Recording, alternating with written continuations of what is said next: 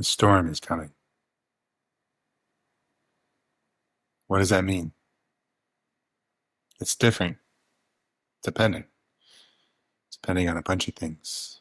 One, I remember as a kid, a storm was a thing of magic. It was a thing of beauty, mystery. Think about it. There was lightning, wind, the power would go out, and that was super exciting when the power went out. Maybe scratch of a match, light a candle. That was magic.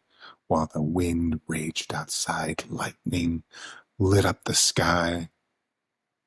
I remember just being so alive during storms. There are many different types of storms. We've got an ice storm that I've gone through before. One of the most beautiful things I've ever seen. It's just the world covered in ice, all the branches, everything covered in ice. And when the sun actually came out after that storm,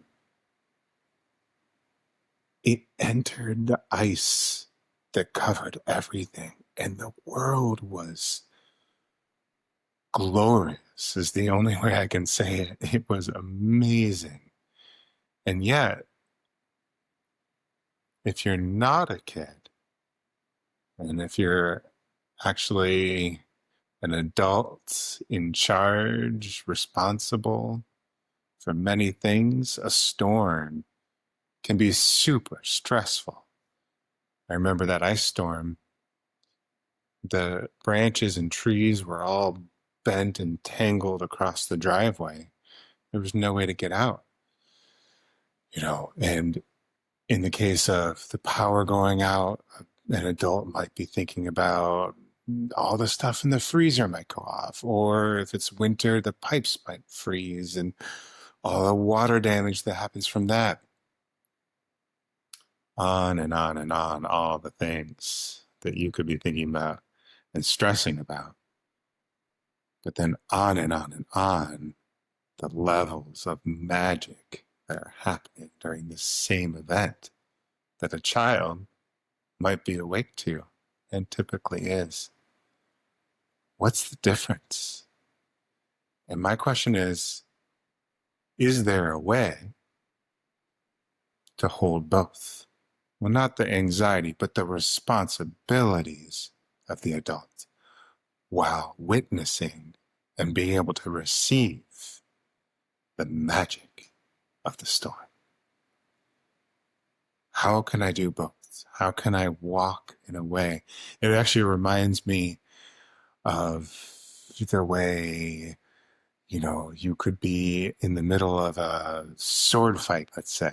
I haven't gotten into many sword fights recently, and you could see the beauty of the rays of light coming through the branches above, and also be as keenly aware of where the sharp edge of the sword is.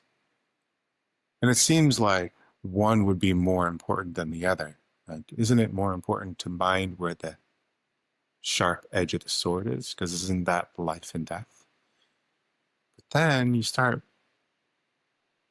bringing into play what about that sunlight coming through, the way it's reflecting off of the metal of the sword could be temporarily blinding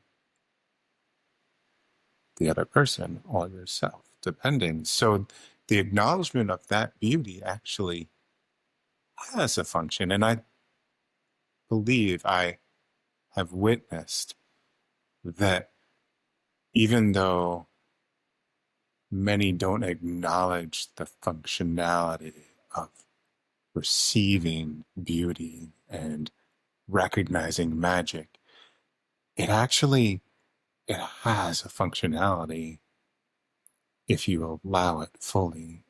And if you receive it without an agenda. And that's the trick. You can't really receive it fully if you have an agenda to find its functionality, because its whole nature is beyond that.